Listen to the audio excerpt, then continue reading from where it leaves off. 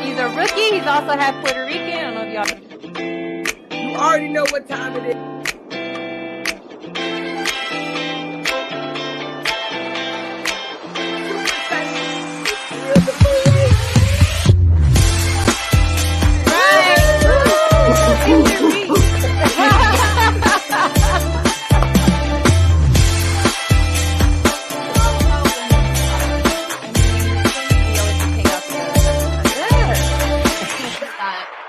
Someone like Hayden Hurst is coming out and being like, look, you're not alone. On our show too, as well, we're all about mental health and awareness. Yes. Off and on the field.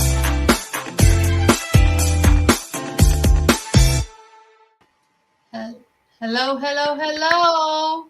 It's Thursday night, everyone, so you know what that means. It's Ladies Takeover. Yes.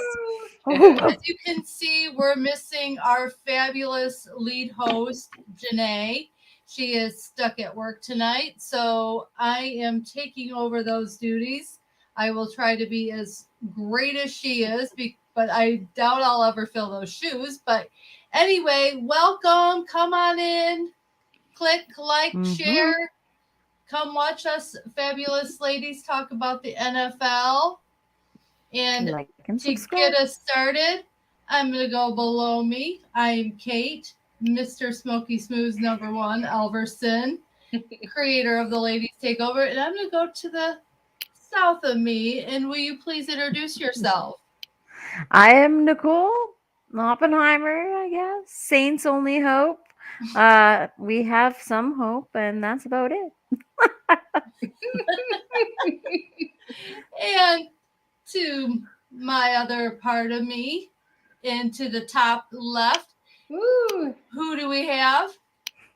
Hey, it's me, Delilah Crespo, one of the 4 of the wonderful ladies on your Thursday nights, bringing you some football, but also on the round table on Tuesdays. And my Diversity with Delilah segment, which usually airs right before the OG show on Mondays, the dynamic duo that are Sean and Janae. So we're kind of all over the place. We do different stuff. And I know, Nicole, you guys did one NFC South show, so hopefully that gets going again. And yeah, it'll be a good time. And we have a whole slew of shows under this Let's Talk Football umbrella. Be sure to check them all out. We usually have a show every day of the week, and we have wonderful hosts that lead those shows, and they're all dynamic, so please check them all out. But we're going to get this show started with my dynamic co-host. And Miss Delilah, what do we have first this week in Let's Talk Football Ladies Takeover? All right, here we go. Ooh, ladies, we got to talk about some drama. Yes, Nicole, the drama of this week was insane. Ooh. All right. So Miss Janae couldn't join us, but she sent some videos. So I'm going to take them one at a time. And let's see what Miss Janae has in store for us tonight. That's right. She is a A+ student. She couldn't make it, but she sent her segment anyway. Thank you, Janae. All right, here we go with the first one. What's up, everybody? You already know what time it is. It is time for the drama. Now, I'm sorry I couldn't be there because I got to be at work. But the great thing is I need y'all to understand I still got the drama topics. And we want you guys to tune in, talk to us. You already know what time it is. Let's talk. So we got a quarterback that's been waiting years to be a starting quarterback. Yes, a starting quarterback. He's been waiting for years, sitting behind one of the greatest in Aaron Rodgers, and that is Jordan Love. Jordan Love has not been doing as great as we thought that he was going to do in his first year. And the rumor is they are thinking about going after a quarterback in the draft and that Jordan Love will not be their quarterback of the future. Now, my question for everybody is, do you think that Jordan Love needs a little bit more time? Do you think that he should still be out there at least for one more year to prove himself? Or because he's been sitting behind them so long and he's actually shown what he can do and they don't think that they can move forward with him, do you think that they should get rid of him? I don't know, but I definitely want to get your opinion. What do you think? So, what do we think, ladies? I'm going to go to you first, Nicole. Let us know what you think about Jordan Love. Do they keep him or do they move on? I think they're going to keep him and roll with him. I do have to say that Rogers ended up kind of leaving a little bit him on a limb there. And he was a little bit of maybe a mentor. So I think that he is just going to have to. He did text him, I guess, apparently, and say, I don't know, but I think that, yeah, Jordan Love, they'll stay with him, I think, and I hope, because you have to accept it's like when Drew Brees left the Saints. It's like Aaron Rodgers, like Green Bay has to start over, and no one's going to be really excited to fill those shoes, and that's just that. But you're just going to have to write it out, I guess, you know? And then Delilah, being in the NFC with your Bears, and I know I have the Lions. We all know how we feel about this Green Bay team, but what do you think about Jordan Love? Does he deserve a second chance to make a first impression? I do, yes. I actually do. I think that they spent time on him, and I think that this is kind of just a fluke. It's just the NFC North has become like the flop of of football in general. So, like, the only good team is your team up there in Detroit. So I just think that I think they might draft, because they do that, by the way. They're known for that. That's not uncommon. Green Bay will always draft someone behind their current quarterback. That is not uncommon. That is their go-to method for decades. And they do take time to develop them.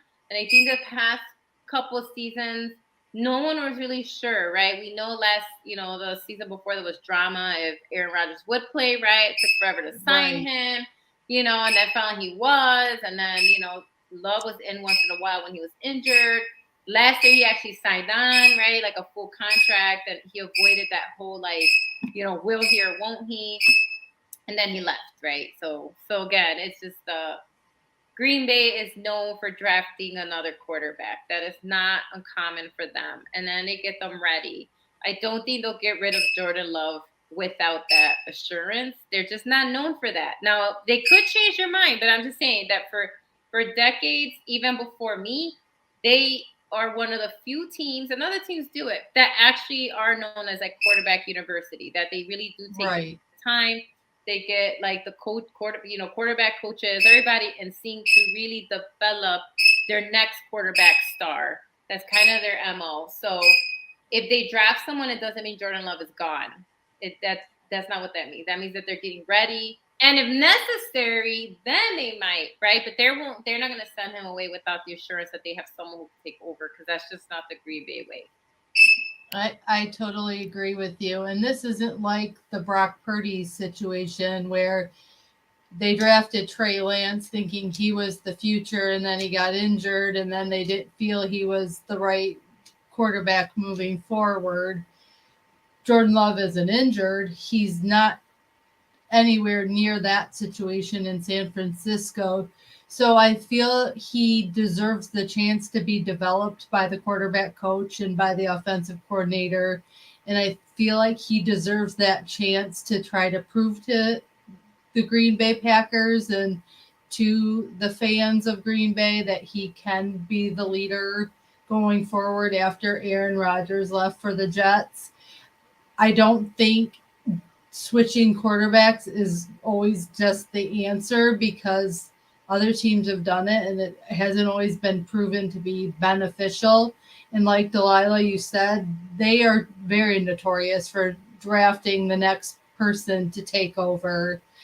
Aaron had to wait his turn with Brett, and then Jordan had to wait his turn with Aaron. So someone else is going to have to probably wait their turn behind Jordan, unless it's a complete flop this season with Jordan and they end up tied last for the NFC North, and it just looks like there's no hope with him, then I see them going in a different direction. But until there's that rock bottom and no hope, they have to give Jordan Love a chance, is my thoughts.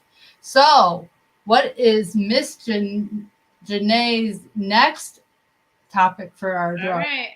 All right. So again, moving on to the next one. But by all means, everybody watching, chime in. What do you think? Yep. Do you think that Green Bay is going to get rid of Love? Do you think they're going to keep him? What's going on with their quarterback situation? That was the first question that Janae posed. Do you feel like there's some drama, maybe some tension there with the quarterback situation? And before you play that, we have breaking news. It's now Steelers 7, Titans 0. Yes. All right. Let's see. All right, guys. Question number 2. Can you believe it's only been 8 weeks? 8 weeks, and we already have our first head coach firing. I can't believe it. I can't believe it. They fired the head coach of the Raiders. Josh McDaniels no longer has a job. I can't believe it's only been halfway through. Now, I do believe other teams maybe should have made this decision, but the Raiders have decided, and I can't help but think, do you think it's maybe too early to be cutting a coach halfway through the season? Now, maybe they are, saying that now that we know where we are, we may not make the playoffs, whatever. I just don't know. They're not automatically eliminated. They maybe have nah, probably not. But do you think that it's too early? I do think my reasoning is they got rid of Derek Carr last year, and I think he had something to do with it. And now that he's gone and he's not able to win games without him, kind of looks bad.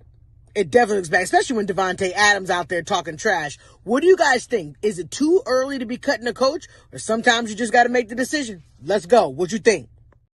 So, on top of just cutting their coach, Josh McDaniels, they also fired the general manager and the offensive coordinator. So over the darkness of night, the Raiders went in and just went cut. So it's more than just cutting Josh McDaniels. So let's break this down, ladies. Let's break this drama down. What is going on in Raider Nation right now with all these firings? Delilah, do you want to give us your opinions? I wish my team would do that. Fire everyone. We fired a running backs coach for some weird stuff he did. We still don't know what happened with the defensive coordinator, which was also fired under some weird circumstances. I don't know. But I wish that we would have done the same thing and just fired everyone on the Bears, except the general manager. I will give Poles one more year only because I know it took him a while to right the ship in another organization. But as far as coaching, I approve what the Raiders did because they're just we're tired of being mocked, made fun of, right? They're we're done. But also some other stuff kept coming out, they were blocking trades. There was a lot going on that they were blocking trades of players who wanted to leave. They were just making it really a hostile kind of working environment. Stuff is just coming out where it wasn't just the coaching. Because, like Kate said, they didn't just fire the coach. They fired the general manager and the offensive coordinator. So 3 of them are just gone. And so when that happens, that's more extreme because usually they might fire the head coach and then the general manager will go and find a new one. And, some will be an interim and then they'll find a new head coach. But the fact that they fired these 3 key, 3 key positions, that tells me that, yes, something was going on there. That wasn't just we're bombing this season, just something, and we know that Raiders had controversy before from the previous coach that's suing the NFL. So, it's a lot. Very much so. Yeah, so there's just a lot going on there, apparently, that's just creating a lot of drama, like Janae says. And so I think that's why everybody was fired. I think that there was just more going on in the background than what we were aware of, and not just because they're tanking. I think this has to do with more than them losing. I think it's just something's going on. Like I said, I was reading that something happened with Hunter Renfro. I always say his name wrong. I'm sorry. Renfro, right? I don't know. Yep, he wanted to get out of there, and they blocked the trade. And so I think that that's kind of what's going on is the decisions that are being made. I guess the owners were like, nah, I don't like what you're doing. And that's why the general manager's out the door too, right? So Right. it's just not coaching and offensive coordinator. So whatever those three key people were doing and saying and whatever's going on, we're creating a lot more problems. And like you said, Devontae Adams wasn't happy. You can see it in his face. And that's your star receiver, and he's having problems, and it's not all on Jimmy, guys. We've seen Jimmy come back and forth. This is very typical. He'll lose a game or two, but then he'll come back and win like 3 more. You know what I mean? That's just that's on par. And so, I think benching him too, I think people question that as well. So I think that's kind of why these 3 guys are gone. Right. I agree. Nicole, what are your thoughts about this drama in Raider Nation? I think there's bigger plans at play. I don't know if you guys can hear me. Okay, so there's this thing that happened. He was the coach of the New England Patriots, standing behind Bill Belichick in his shadow, researching, listening. In fact, actually, they do say that at one point in him working under Bill Belichick wrote up a 5-page report on how to be an effective coach. And he took that and read that. This is while with the Tom Brady. Then all of a sudden there's a season in Las Vegas, and Las Vegas is Las Vegas. Raiders are Raiders. That is just that. But aside from the mess, I think it's going to be a lateral move, and he's going to go back to the New England Patriots. Bill Belichick might retire, and he could take over. Ooh. I don't know. Heard it here first, ladies and gentlemen. Okay. I predicted McDaniels back to Bill Belichick in the New England Patriots. Okay. Let's go. Oh, all right. All right, Nicole, I like that. I happen. like it, Nicole. Yeah. That was good. So let's just put this into perspective too, because they are now paying $80 million to 2 coaches that are no longer with them. They are still having to pay out Gruden's salary, and now they're going to have to pay out McDaniel's salary. So they were willing to say, you know what, we're going to take on more debt to clean house and to move this organization forward. To be $80 million without having that money to go out and find another coach and to look for other players, that's a huge debt to take as an organization. So this is really serious that they decided to do this. And I don't know, maybe my Detroit Lions broke them on Monday night. Totally broke them. And they were like, you know what? We're not going to do this anymore. We're not going to go in and get embarrassed and get shellacked and get everything that we got that night. So, I give them kudos to say, you know what? We're not doing this anymore. We have a star receiver in Devontae Adams. Josh Jacobs is a dang good running back. And you're not utilizing them to their fullest potential? Come on now. They are really good players. I mean, they have Max Crosby, a great defensive player. And these really good players do not deserve what they've been given. I'm with you. By the Raiders organization and by Josh McDaniels, by the GM.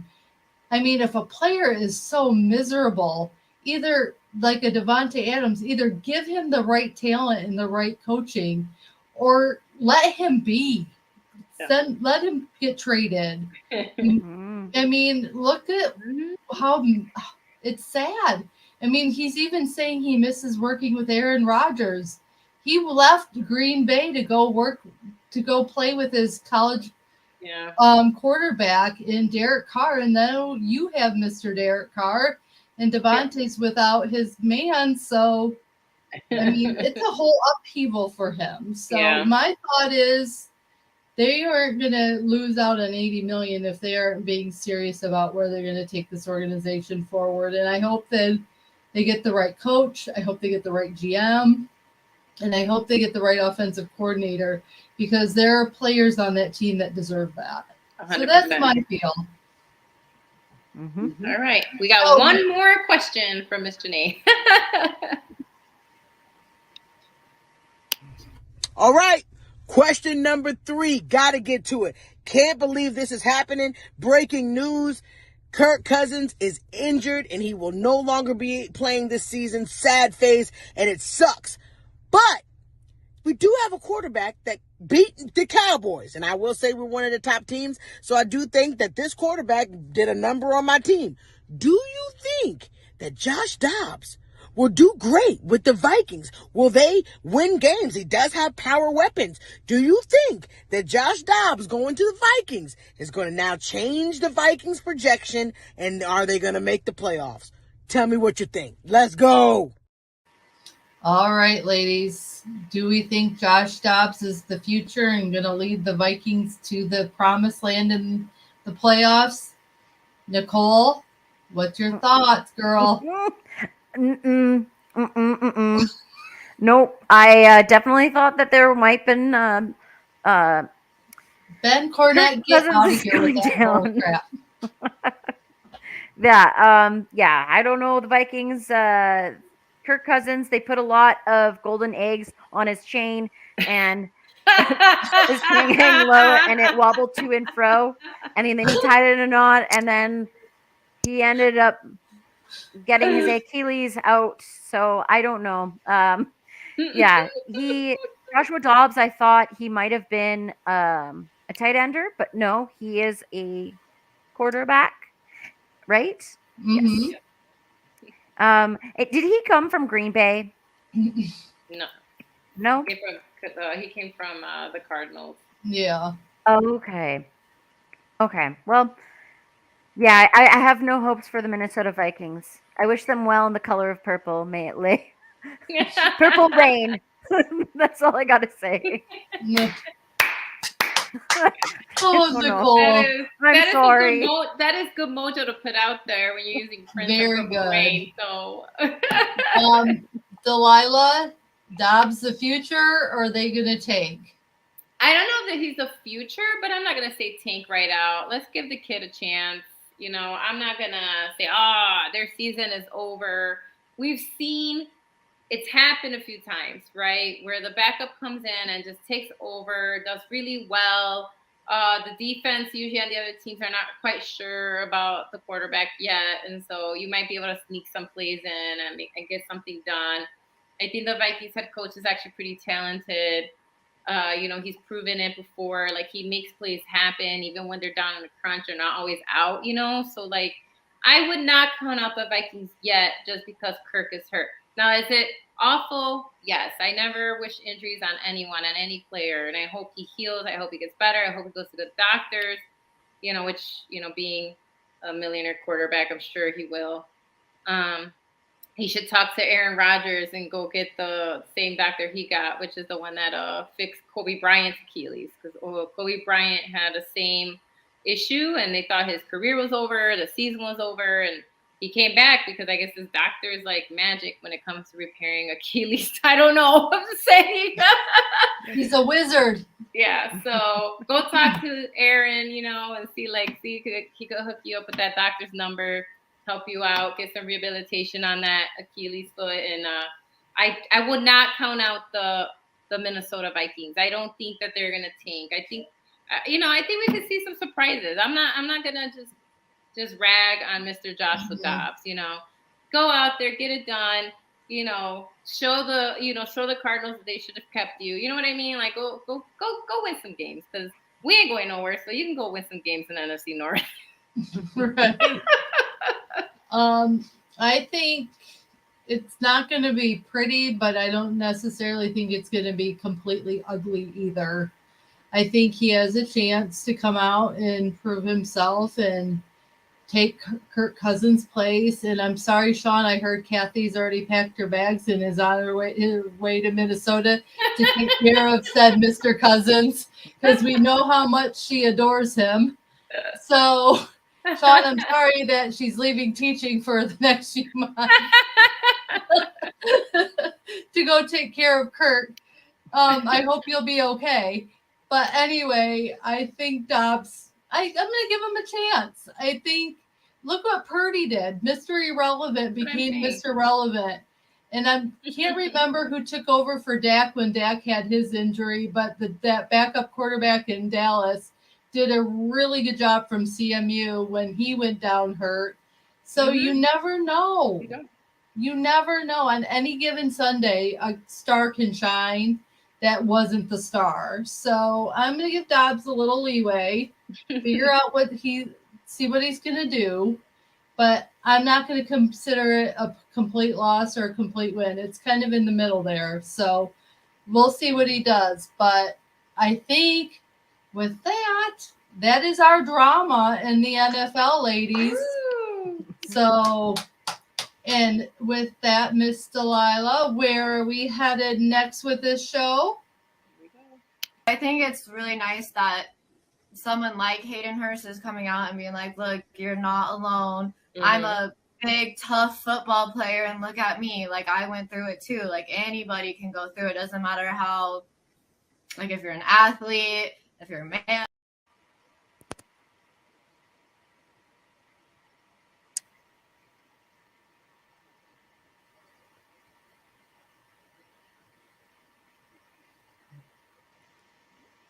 Hi guys, sorry, I just wanted to make sure I had my banner and off mute. All right, so I've got your cause in the NFL, and today we are going to tackle kids' cancer. Sorry, I didn't mean. You didn't mean to be so punny? No, I did not. But here we go. All right.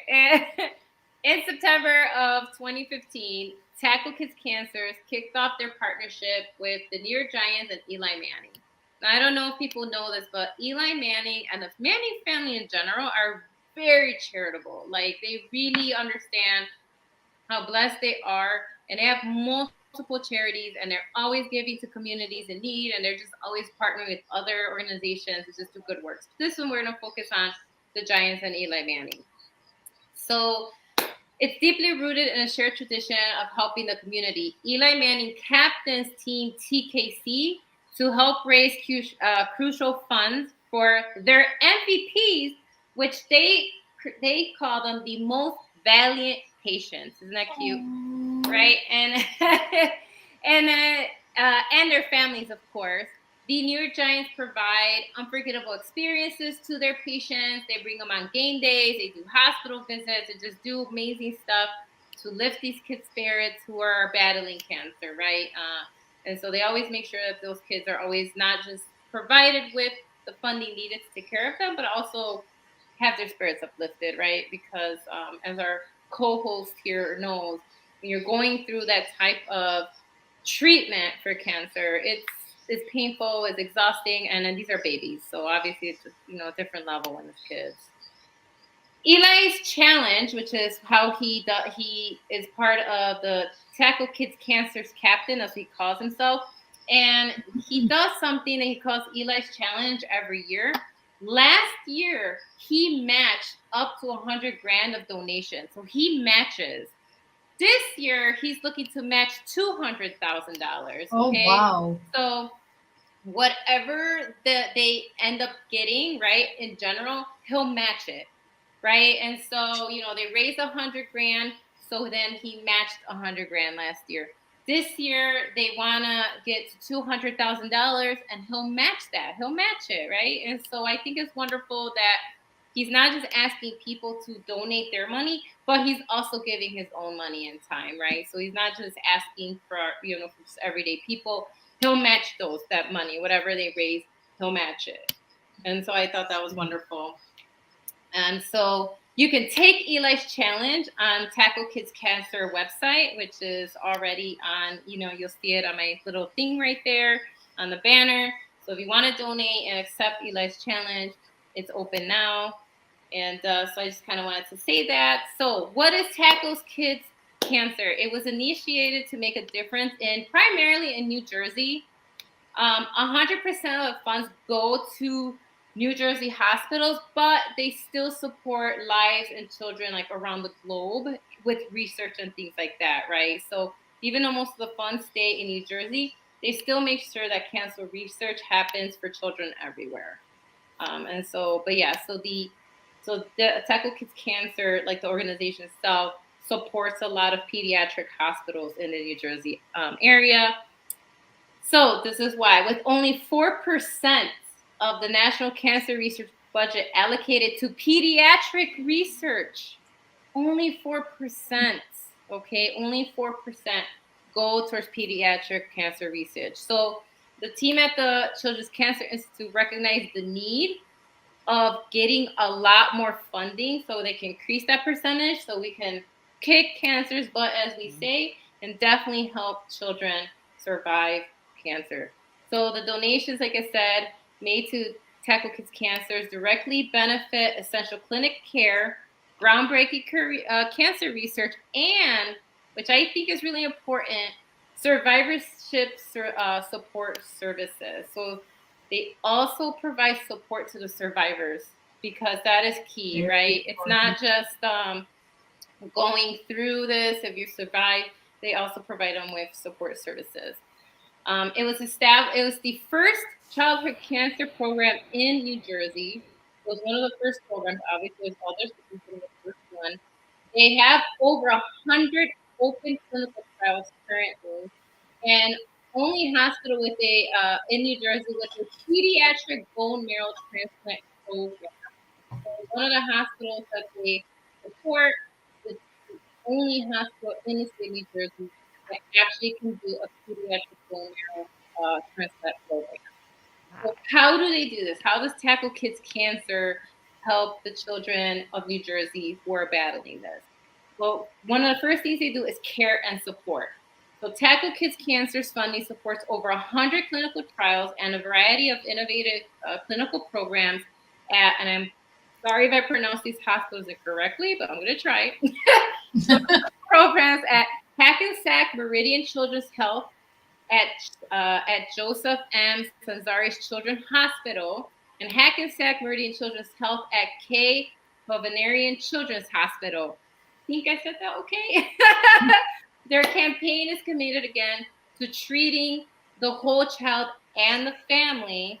They invest in critical psychosocial programs, including social work, child life, and sibling support. And I always respect cancer programs that look at not just the patient, but the family, what they go through. And then if they have siblings, going through that. And so there was I don't want to go into, but there's a movie that kind of deals with that, with his sister sues her parents. Like, it's a whole thing. But anyway, but it is really important to provide sibling support if there are siblings, because it's hard watching, your brother or sister, going through something like this. And of course, for the parents, it's everyone involved. So I think that the care and support is key.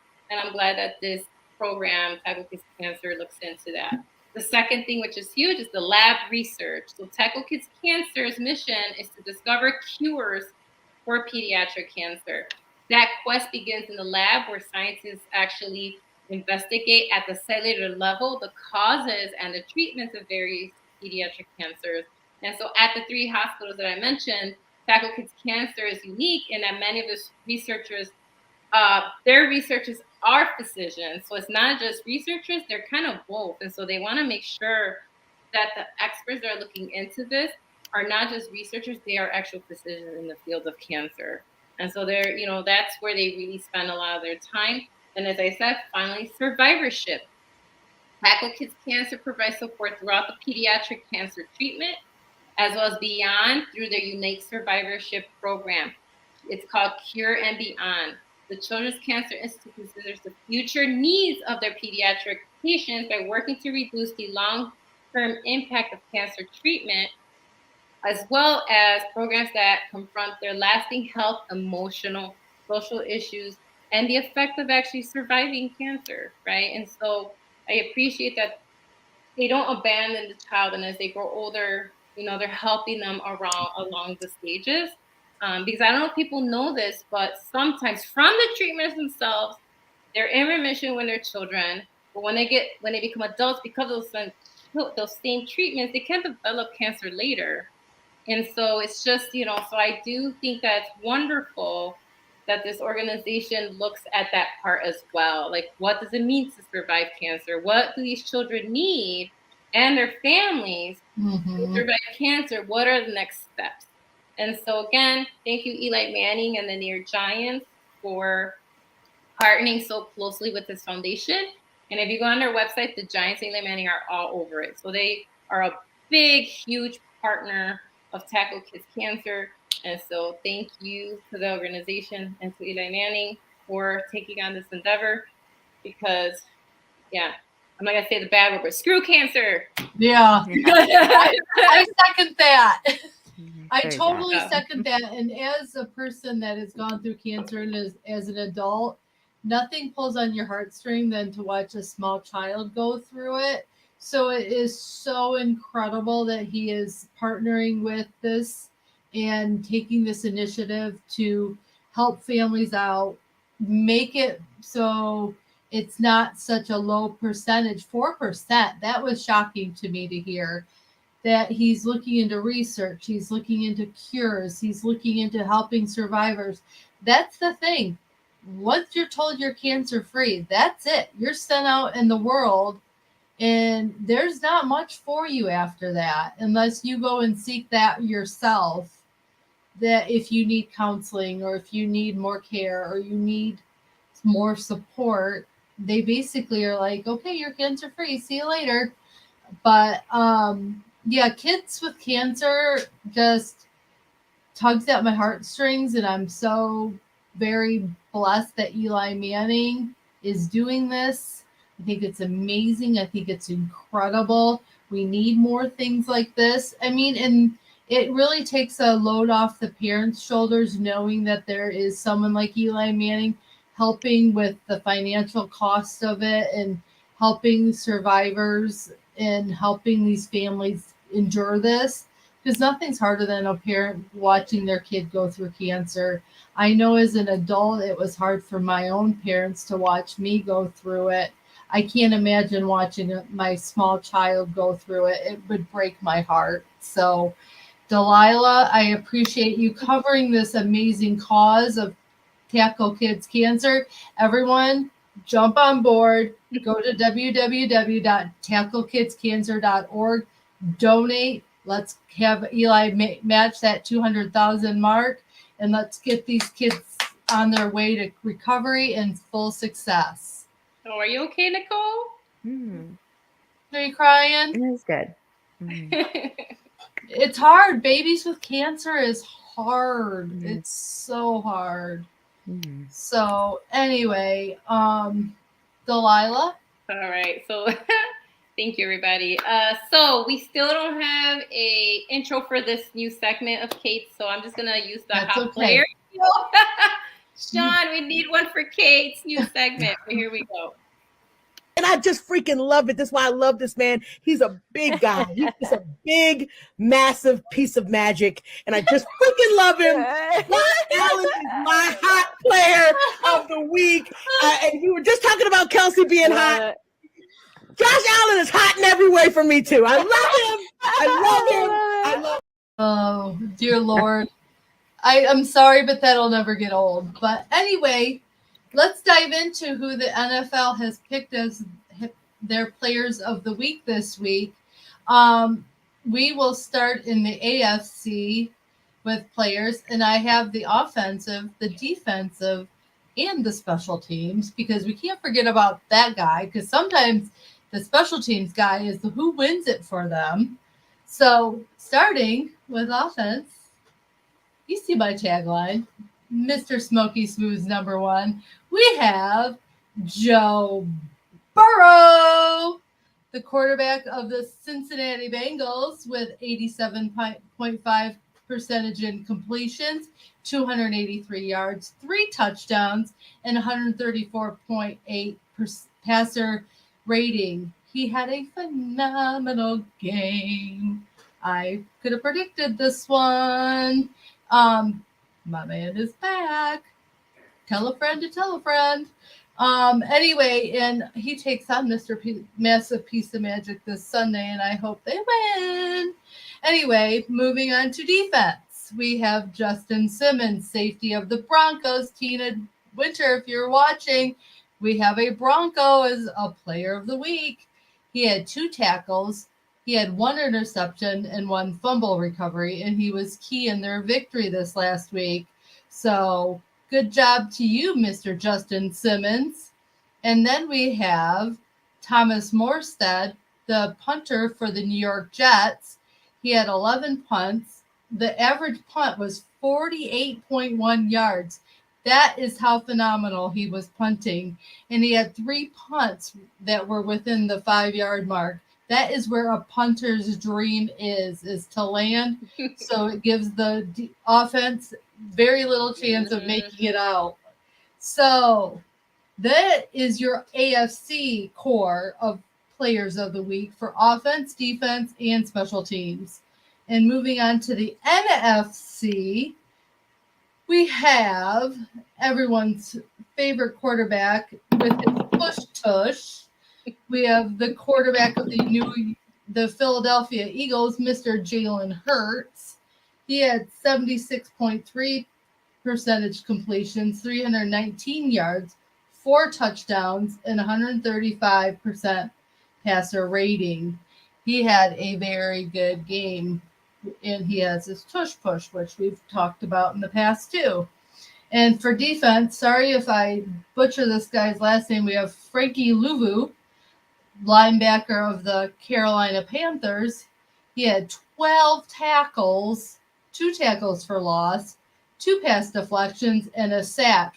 He had a very well-rounded game as a defensive player, and he really helped his team because sometimes defense wins games. Just remember that. And for special teams in the NFC, we have Brandon Aubrey, Mr. David Wright, Miss Ash Swinton. Hey, Janae, if you can hear me, he is the kicker for your Dallas Cowboys. He had 11 points, 5 out of 5 for the points after touchdown. So he didn't miss, and he was 2 for 2 for field goals. Very integral for Dallas. Perfect game. So, hey guys, your kicker ain't so bad. So there is your NFL Players of the Week for offense, defense, special teams.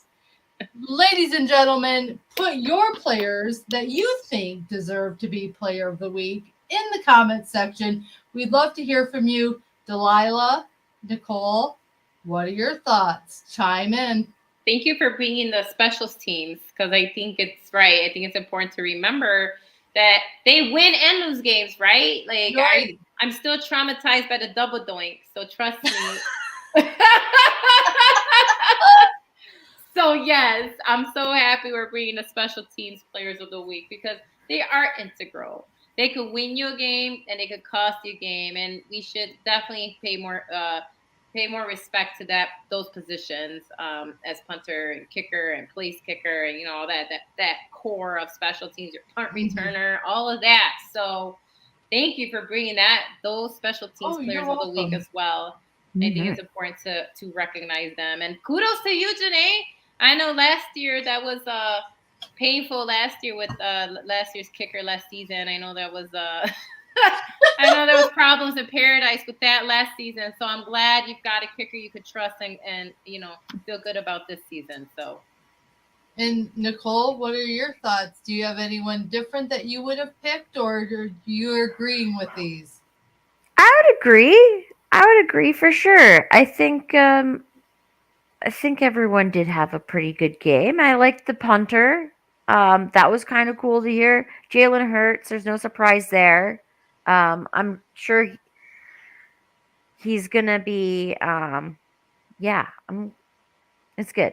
Yeah, I don't know how I feel about the Eagles, but he'll be there. I bet you another couple times on your list. I don't know. I have a feeling he will. I have a feeling we'll see him or AJ Brown back in conversation this year. And Anthony, I saw your comment about your offensive coordinator was Player of the Week because they finally benched Ritter.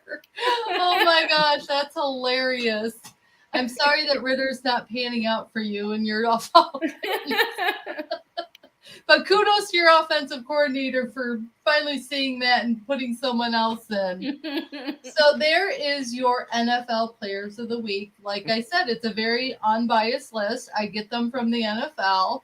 So I'm going to look doing their Players of the Month, one of these shows. So you'll see who they think is the overall player.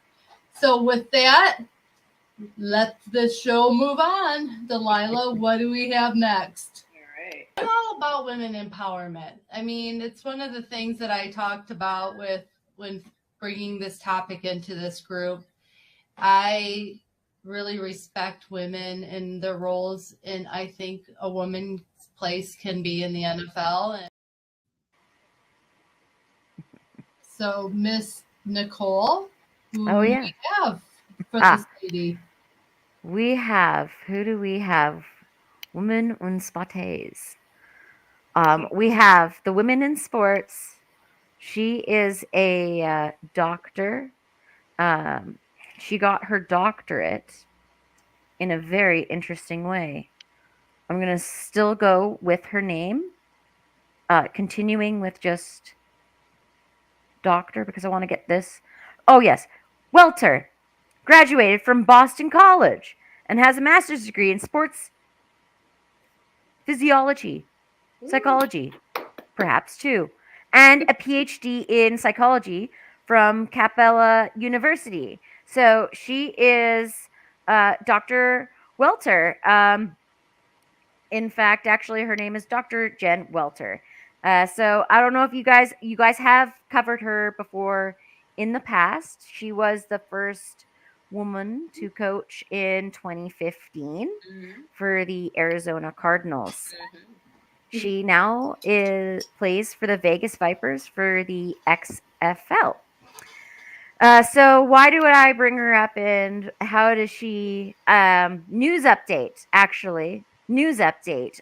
What happened was on September 12th, she was part of a host for an initiative called in Voice in Sports, and it was put out with Mattel, and they had her alongside with another co-host, Pepper Parsley, who is a journalist, and she's a woman in sports, and she's host of Dish with Pepper, a podcast, and she is a 14-year-old girl. Oh, I love that! Great. Dish with Pepper. Oh, look that up. So she ended up hosting, and it's called Building a Career in Sports. So the feature guest speaker was Jen Welter herself. So the first woman in Coaches NFL, and another featured speaker was Steph Starzik. She's the co-founder of Voice in Sports project. So basically, it was a 45-minute session where girls from 12 to 13 got to participate and listen to them. And it was inspired by the Dream Gap project put out kind of by Barbie. And so with the guest featured speaker, Jen Welter, she had to say, and also Barbie actually announcing in 2023 that their highlighted career of the year is Women in Sports. So that's right. Barbie now has a general manager. You can be a general manager and get that Barbie. You can be a coach. You can be a referee. You could be a sports reporter. So it really brought into perspective, what it means to be, and having that dream. And kind of what she did say was she posed an important question about the pockets of football culture. Football being an American's game, the game that took over Sundays and found its way into Thanksgivings, all of those things. It's larger than life game where guys look like superheroes. And I know for me and a lot of women who played, we also heard very distinctly that football was the final frontier for women in sports. I know for me, I took that as a challenge. If this was America's game, how can it be an American game if women don't play? So that's kind of, it starts with a little bit of a dream, and having that even in just being a doll, and like seeing that and being, you could be a general manager as having a Barbie toy to inspire you. And it does kind of speak from like when you can play and talk about and have that permission to have that kind of dream is kind of cool in that play, when little girls are still developing and finding their dreams. So I really thought it was kind of cool update on, Jen Welter and what she's doing still to this day to help out, and being a role model for women in sports, and getting to inspire other little, girls like us and all of us, that we can actually go and do news, sports reporting, and all of that. So I really think that it is really cool that she has, an initiative and still a drive. If you want, you could check out her website. It looks pretty freaking awesome, not gonna lie, and very inspirational, to reach out. But yeah, she's still coaching. She's still is, um, that is that. Awesome. Yes, she is a pretty cool Very woman. cool. I love that she is still pursuing different avenues in women in sports. And I love that she's engaging with young ladies that are of teenage years and formative years and getting them involved. And that Barbie is partnered, and there's all these different Barbies now that you can get, that one's dressed like a ref, one's dressed like a player, one's dressed like a GM. And I just think, and it's really cool because if you haven't seen the Barbie movie, I'll give you a little bit of overview. It's about women empowerment, and it's not like Barbie was this ditzy woman that had Malibu Ken and everything else. There is a big, huge story about women empowerment behind it. So that now that they're using Barbie and she's bringing all this in, and that she's going on these podcasts with these young girls, that is so cool. Like, I love it. We need more women like that that want to see the next generation coming up, because like I had a male role model teach me about sports. That's how I got into it. How cool would it have been had I had a woman that would have been my spearhead to get me involved in sports? So I just think it's really, really cool. We need more of this. This Love is it. why I wanted an all women's panel show. It's because I'm all about women empowerment and women in sports and women, women, women. So All right. anyway, thank you, Nicole, for bringing us that. And I cannot wait to go to her website and learn more. I just have to say one last thing I forgot to mention that was important. They did have a 2021 sports medical, racial and gender report card. Associated Press sports editors, put out that they had 16.7 sports editors are women, and reporters are 17.8%, and columnists are at 14.4%, for females being in that role. So yeah, we still got a lot of ways to go. Yes, we do. So thank you for that. Thank you. All right, ladies, I think we're coming to the end. That was a great update. I appreciate it. That was a very good update. That was stuff we did not know about Jen Walter, so I appreciate that. So, Delilah, I think we're getting to the end, and I think we have our favorite and most personable segment coming up next. So if you could play the video, and we'll get into the final part. But you need to like not give up and just try your best to persevere through whatever you want to reach, right? Whatever goal, whether it's short goal, long goal, whatever, just perseverance is key. And I know it's hard. So we're to our most poignant part of the show. This is Ladies Have the Final Say. This is where we share from our hearts what's going on, what we feel we need to give to you as a gift, tied with a bow at the end of each show. So, Nicole, if you'll start with your ladies have the final say. Oh boy. Well, uh,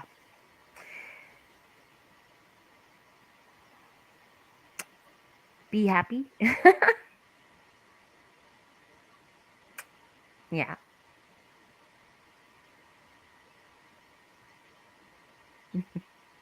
Okay. Be happy. That's a good one. Yeah. It's, yeah. Losing someone is always going to be hard. So, us be happy. Aw, I'm sending you a big bear hug right now, my sister. Thank you. But yeah, that's all I got to say. Okay. Perfectly said. Yes. Delilah, what do you have for your ladies have the final say? A couple of things, and then I'll. In the United States, it's Indigenous Heritage Month, so go out there, educate yourselves about the First Nations people of this land. That's the United States of America, because there were people here first, and so learn their cultures, their customs. They're not extinct. That's a lie, right? We need to beat that back. It's not true. Native Americans are alive and well, and learn about their customs and culture. Find out even regionally where you're from. There's a cool interactive map out there that you can go. You click on it, and it'll show you the tribes that lived in that state and continue to live and prosper there. So by all means, public libraries have oodles of information, and it's free, right? So by all means, please go out there and educate yourselves on Native Americans. So today is the first day. Also, Friday is Veterans Day. So thank you, veterans. Thank you for your service again. So in the U.S., it's Veterans Day this Friday. Thank you, Handy, who's watching, Ab, and everyone else. Sorry if I missed a few, but thank you for your service. And so I wanted to make sure I said those two things. And yeah, all I want to say is it's still, we are entering the season of thanks for us, because Canadian Thanksgiving already happened. So we have USA Thanksgiving coming up, and remember, it's all about thanking, and that's the other part as well. Like, educate yourself on the history of Thanksgiving, so we can learn from that and be better and be grateful and thankful for the things we have, because sometimes we're always wanting, but what we have is just enough.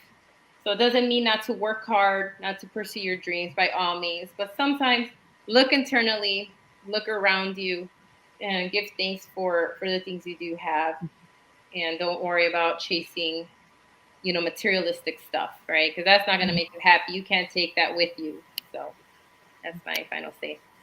And mine would be, if starting in the season of thanks, I'm thankful for you, Miss Nicole, and I'm thankful for you, Delilah. And Janae, if you're listening, I'm extremely thankful for you as well. I thank you, ladies, for letting me come back to this show that I loved. I needed a little mental health break, and I think that's something we need to always recognize, that we do need those breaks.